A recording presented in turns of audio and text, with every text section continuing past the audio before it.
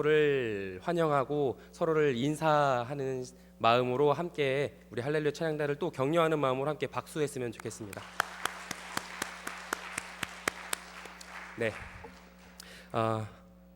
몇 년 지나진 않았는데요. 저한테 큰 신선한 충격을 안겨주었던 사건이 한 번 있었습니다. 수년 전에 제가 학생일 시절이었는데요. 정확하게 무엇을 했다 집에 돌아갔는지는 알 수 없었지만 놀았든지 공부를 했든지 밤늦게 집에 돌아가고 있었습니다. 아마도 밤 10시에서 11시 정도 된 시간이었을 것 같아요. 이렇게 집에 어두운 길을 혼자 터벅터벅 걸어가고 있었는데 저 멀리 구석에서 어떤 사람이 혼자 이렇게 가만히 앉아 있는 겁니다. 그래서 가까이 가보니까 무언가를 팔고 계셨었어요. 이렇게 조금 더 가까워지니까 무엇을 파는지 이제 선명하게 보였는데 갓김치랑 뻥튀기를 팔고 계셨습니다.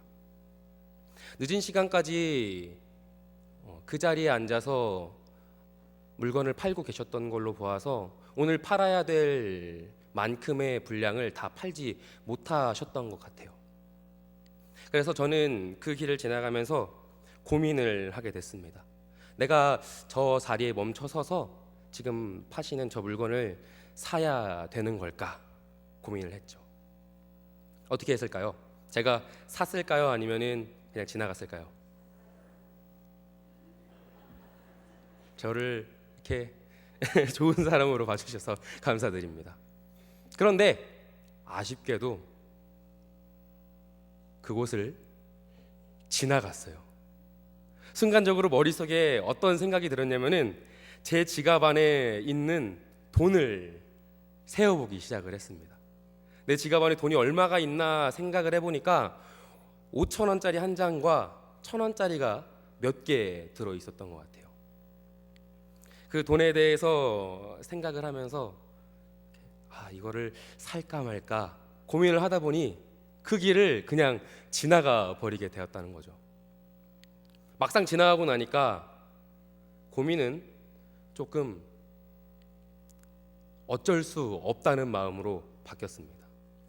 지나가 버렸으니까 어쩔 수 없지.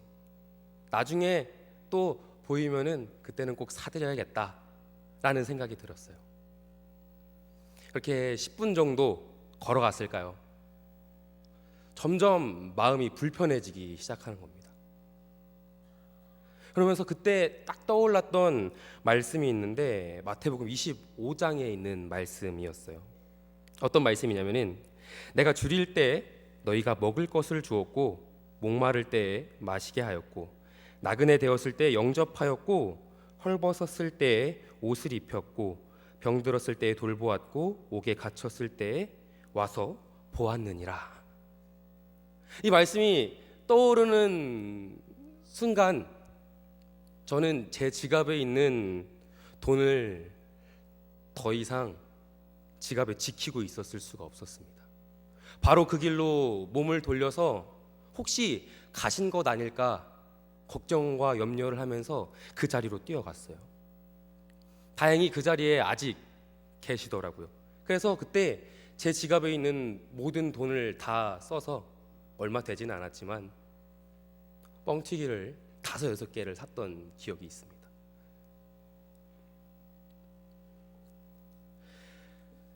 오늘 내가 마주친 저 사람이 주님이라면 부끄럽고 떳떳하지 못할 거라는 그 마음이 저의 발걸음을 다시 돌린 것이죠. 그런데 이런 경험은 저뿐만이 아니라 여기 계신 우리 모두가 한 번쯤은 경험해 봤을 그런 마음일 것입니다. 굳이 무언가를 샀다는 그런 게 아니라요. 우리 마음에 누군가를 사랑해야 되는 마음, 이웃을 도와줘야 되고 사랑을 나눠야 된다는 그런 마음이 우리 안에 항상 있다는 것이죠. 그런데 이것을 막상 실천하는 것은 참 쉬운 일이 아닙니다. 그리스도인으로서 살아가는 나와 세상을 살아가는 나 사이에 고민과 갈등, 도저히 하나가 될 수 없는 갈등의 부분이 있기 때문입니다. 우리가 너무나도 잘 알고 있듯이 그리스도인들에게 가장 중요한 계명은 하나님을 사랑하고 이웃을 또한 사랑하는 것입니다. 예수님은 우리에게 너무나도 명확하게 이 계명에 대해서 말씀을 하셨어요. 그런데 이 마음을 언제까지나 가지고 있는 것은 참 어려운 일이 아닐 수 없습니다. 수많은 순간순간에 우리는 세상의 가치와 내가 가진 것, 내가 소유한 것, 그리고 그리스도인으로서 살아가는 나의 모습, 이 두 가지 모습에서 고민하고 갈등합니다. 제가 이 사건을 경험하고 난 다음에 처음에는 제 스스로 이런 생각을 했었습니다. 그래도 나는 참 마음이 착한 사람이구나. 나는 그래도 참 좋은 사람인 것 같아 라는 생각을 했었어요. 그런데 지금 그때를 떠올려 보면은 그때 행동하고 그때 그런 마음을 먹었다는 것이 나 스스로 가졌던, 나 스스로 의롭고 나 스스로 착해서 생겨난 마음이 아니라는 것을 잘 알고 있습니다. 제가 언젠가 새벽 시간에도 한번 말씀을 드렸던 적이 있었는데요. 제가 참 존경하는 분이 이렇게 말씀을 해주셨어요. 그리스도인으로서 살아가는 우리의 삶 가운데 성령이 함께 하신다는 것을 믿는다면은 우리가 살아가는 모든 순간순간 우리가 고민하고 우리가 갈등하는 것, 우리를 선한 양심으로 이끄시는 것, 이 모든 것이 성령이 함께 하시다는 증거라는 거죠.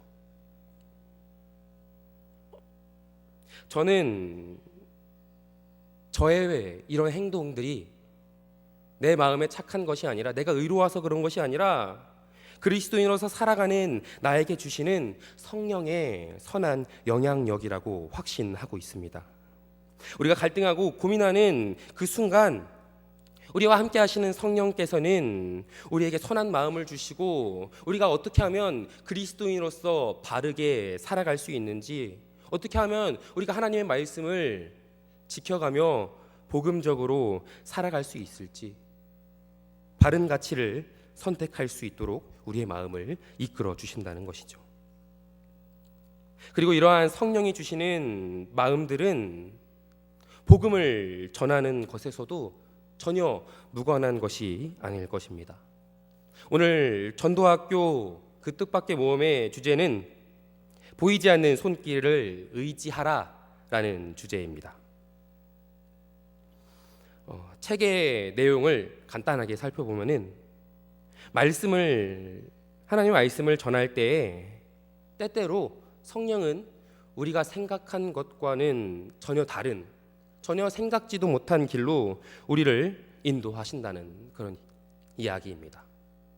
우리는 그 뜻밖의 일어나는 상황 속에서 성령을 온전히 의지하라고 이야기하고 있죠. 책의 마지막 부분에는 이렇게 쓰여 있습니다. 우리가 남들과 믿음을 나누는 이 놀라운 여정을 인도하는 분은 바로 눈에 보이지 않는 성령님이시다. 그분은 사람들의 관심을 불러일으키고 마음을 따뜻하게 하고 사람들의 정신을 일깨우시고 사람들의 눈을 여시며 때로는 그들의 상상력에 구원과 관련된 생각을 불어넣기도 하신다. 많은 이야기가 있지만 즉 성령님께서는 우리의 삶 가운데 언제나 영향력을 끼치고 계시고 우리를 언제나 복음의 삶으로 인도하고 초청하신다는 그런 이야기입니다. 우리는 이 성령의 역사하시는 사건을 오늘 말씀을 통해서도 확인할 수 있습니다. 사도행전은 예수님이 승천하신 뒤 제자들이 성령의 이끄심 가운데 어떻게 세상과 열방을 향해 복음을 전했는지에 대해서 우리에게 이야기를 하고 있습니다. 우리는 사도행전 11장 17절 딱 한 절 말씀만 읽었지만 사도행전 8장부터 사마리아, 에디오피아 내시에게서 전해진 복음은 유대 민족을 넘어 세상 모든 민족을 향해 복음을 전하라는 예수님의 말씀이 어떻게 실현되어지는지를 우리에게 잘 보여주고 있습니다. 그리고 10장부터 이어지는 고넬료의 이야기는 베드로를 통해서 이방 민족에게 역사하시는 하나님을 다시 한번 우리에게 보여주고 있습니다. 11장 1절부터 시작되는 말씀은 고넬료에게 복음을 전한 고넬료의 가정에 일어난 성령의 놀라운 역사를 경험한 베드로가 이제 예루살렘 교회로 다시 돌아온 시점으로 시작됩니다. 그런데 이 놀라운 소식, 성령이 고넬료에게 이방 민족에게 전해졌다는 이 놀라운 소식을 이미 예루살렘에 있는 성도들은 듣고 확인하고 있었다는 거죠. 그런데 그들의 모습은, 그들의 반응은 참 이상합니다. 베드로를 환영하고 복음이 전해진 것에 기뻐해야 하는데 그들은 하나님을 찬송하는 것이 아니라 되려 베드로에게 비난의 목소리를 보내고 있습니다. 그래서 오늘 말씀 우리가 읽진 않았지만 3절 말씀은 이렇게 이야기합니다. 할례자들이 책망하여 내가 무할례자의 집에 들어가 함께 먹었다 하니, 당신은 할례를 받은 유대인으로서 또한 예루살렘 교회의 지도자로서 어찌 우리의 전통을 무시하고 무할례자의 집에 들어가서 거룩하지 않은 음식을 먹을 수 있습니까? 어떻게 그들과 함께 지내고 함께 식사의 자리에 있을 수 있습니까? 라고 이야기하며 베드로를 비난하고 있다는 거죠. 여기서 나오는 할례자들은 예루살렘 교회 공동체의 사람들을 이야기합니다. 그들은 분명하게 예수님을 믿는 공동체였고 성령의 뜨거운 임재를 경험했던 사람들이었습니다. 그럼에도 그들은 성령의 놀라운 역사를 경험했음에도 그들이 여전히 지키고 있던 유대교의 전통을 따르고 있는 모습을 보여주고 있습니다. 그도 이해할 만한 것이 당시 로마인들의 지배를 받고 있었던 유대인들에게는 그 전통을 지킨다는 것, 율법을 지킨다는 것은 유대인으로서의 정체성을 확인하고 그들의 정체성, 민족성을 지키는 일이었습니다. 그렇기에 이방인들에게 세례를 주고 이방인들과 함께 먹고 마셨던 베드로의 행동은 예루살렘 교회 사람들이 볼 때 못마땅한 그런 일이었습니다. 예루살렘 교회 사람들은 하나님의 말씀하신 그 나라, 확장되어지는 복음의 나라를 꿈꾸는 사람들이었지만 그것은 오직 자신들을 향한 것이라는 갇힌 마음과 편견에 사로잡혀 있었던 것입니다. 이런 비난과 비판 속에서 베드로는 고넬료를 통해 보여주신 자신이 경험한 성령의 놀라운 역사하심을 증언하기 시작합니다. 사실 예루살렘 교회 사람들뿐만이 아니라 베드로 또한 이방을 향해 복음을 전하는 것에 불편함을 가지고 있었던 사람이었습니다. 그것은 베드로의 환상을 통해서 우리가 잘 알 수 있습니다. 베드로가 기도할 때에 하나님께서는 환상 가운데 베드로에게 말씀하십니다. 그런데 베드로는 3번이나 하나님의 말씀에 주여 안 됩니다, 속되거나 깨끗하지 아니한 것을 내가 먹은 적이 없습니다 라고 이야기합니다. 1번도 아니고 2번도 아니고 3번이나 말이죠. 그런데 그 환상 가운데 베드로에게 말씀하시고 있는 분은 누구신가요? 주님이십니다. 베드로도 그것을 알고 있었고 주님이라고 고백을 하고 있습니다. 베드로는 자기에게 말씀하시는 분이 주님인 것을 알면서도 자기가 지켜왔던 전통에 대해서, 율법에 대해서 이야기하면서 하나님이 깨끗하다 하신 것을 부정하다고 주장하고 있는 것입니다. 3번의 환상 후에 찾아온 사람들을 통해 베드로는 고넬료의 집에 가게 됩니다. 그리고 그곳에서 그 자리 가운데 베드로는 고넬료의 집에 임하신 유대인이 아니라 이방인의 집에 뜨겁게 역사하시는 성령의 사건을 목격하게 됩니다. 하나님은 마음에 두셨지만 베드로는 그렇지 못했습니다. 베드로의 마음 안에는 하나님이 말씀하심에도 나의 율법을 지켜야 된다는 편견과 집착, 갇힌 마음이 있었던 것입니다. 설마 그것이 하나님의 말씀이라고 할지라도 내가 그것을 할 수 없다고 주장하게 했습니다.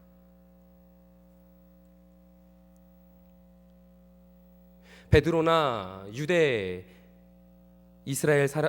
그리스도인들이 가졌던 그 마음, 갇힌 마음, 편견, 집착, 그 마음이 혹시 오늘 우리가 가지고 있는 마음은 아닌지 우리는 생각해 보아야 할 것입니다.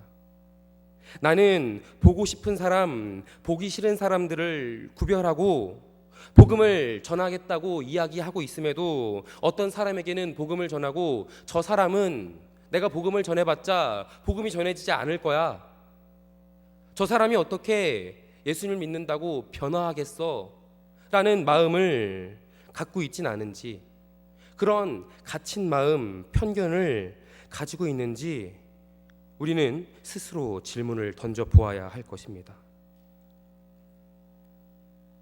사실 우리는 너무나 많은 순간에 우리의 소견에 옳은 대로 행동할 때가 있습니다. 사사기 17장 6절의 말씀처럼 사람들이 자기 소견에 옳은 대로 행동하였다라고 말씀하고 있는 것처럼 우리는 너무나 많은 순간에 우리의 소견에 옳은 대로, 우리의 생각에 맞는 대로 행동하는 것을 좋아합니다. 그것이 죄를 가진 우리의 마음이죠.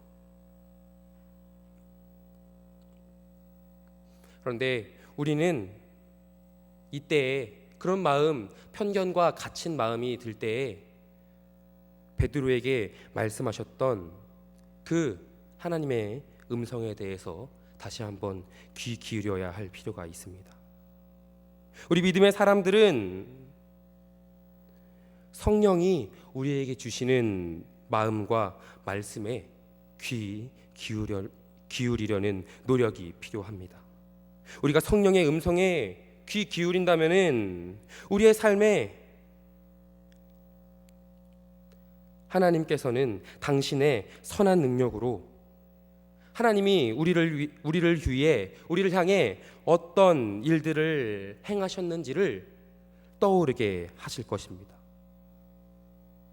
그리스도께서는 우리 스스로는 씻어낼 수 없는 죄를 덮어 주셨다는 사실 말이죠.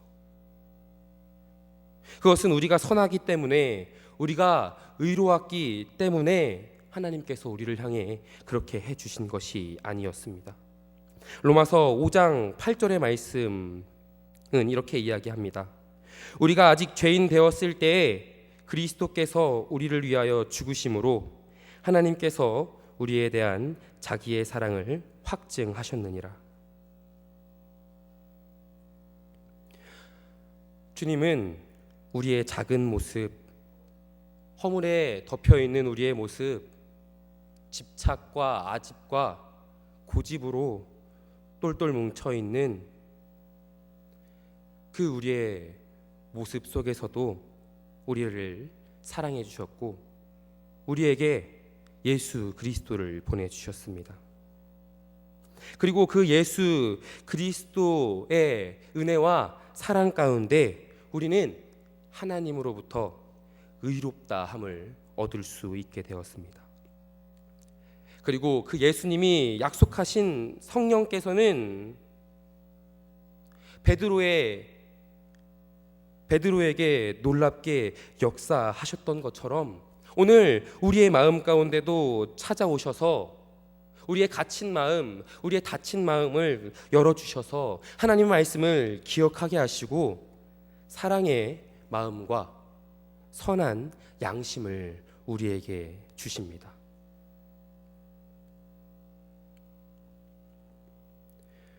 베드로를 비난하는 유대 그리스도인들 앞에 베드로는 고넬료의 집에서 있었던 일들을 이야기한 뒤에 이렇게 이야기합니다. 오늘 우리가 함께 읽었던 17절의 말씀인데요, 우리 한 번 더 큰 목소리로 함께 읽었으면 좋겠습니다. 그런즉 하나님이 우리가 주 예수 그리스도를 믿을 때에 주신 것과 같은 선물을 그들에게도 주셨으니 내가 누구이기에 하나님을 능히 막겠느냐 하더라. 아멘.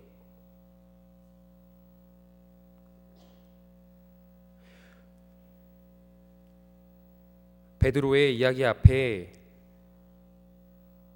하나님을 누가 능히 막겠느냐고 이야기하는 그 베드로의 고백 앞에 결국 베드로를 비난했던 닫힌 마음과 고집을 가지고 있었던 예루살렘 그리스도인들은 그 닫힌 마음을 부수고 하나님께 영광을 올려드리게 되었습니다.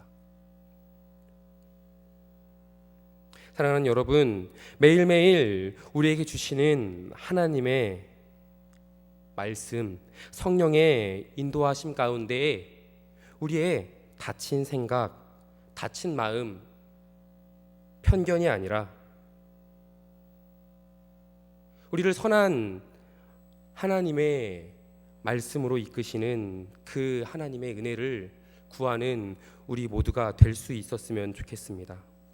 성령이 주시는 선한 그 마음에 우리의 모든 마음과 정성을 쏟아서 하나님이 주시는 사랑과 은혜로 우리에게 주어진 삶, 우리에게 맡겨주신 전도의 사명을 감당하는 우리 모두가 될 수 있었으면 좋겠습니다.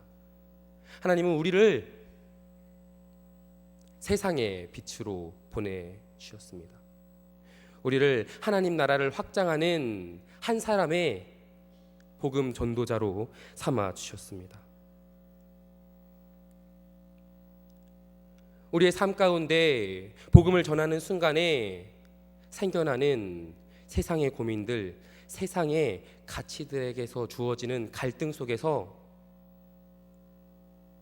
성령의 말씀하시는 그 선한 능력에 귀 기울이는 우리가 될 수 있기를 소망합니다. 우리가 성령을 사모할 때에, 우리가 성령의 말씀에 귀 기울일 때에 하나님께서는 우리에게 말씀이 떠오르게 하시고 우리에게 선한 하나님의 복음의 능력을 선물로 주셔서 우리가 살아가는 삶, 우리가 전하는 복음의 삶 가운데 갈등과 고민이 아니라 기쁨과 감사를 허락해 주실 줄 믿습니다. 그리고 우리가 서로 살아가는 삶에 대해 복음 전도하는 삶 가운데 저도 하나님이 주시는 선한 양심과 기억하게 하시는 말씀으로 오늘을 살아갑니다 라고 고백할 수 있는 저와 여러분이 될 수 있기를 이 시간 주님의 이름으로 간절히 소망합니다. 기도하겠습니다.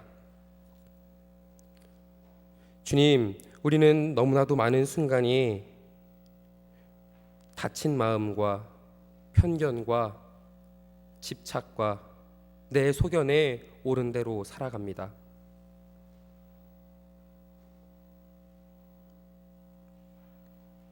누군가를 비난하고 갈등하고 그것이 맞다고 주장하며 살아갑니다.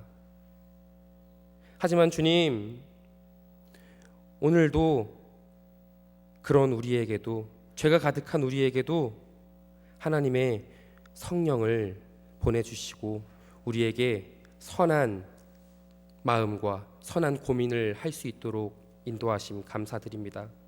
우리 마음 가운데 갈등과 고민이 있을 때에 주님, 우리가 성령의 이끄심을 선택하게 하시고 그 성령의 이끄심 가운데 오늘도 내일도 우리 앞으로에 맡겨진 모든 그리스도인으로의 삶을 능히 감당할 수 있는 우리 모두가 될 수 있도록 우리의 마음을 인도하여 주시옵소서. 예수 그리스도의 이름으로 기도드렸습니다. 아멘.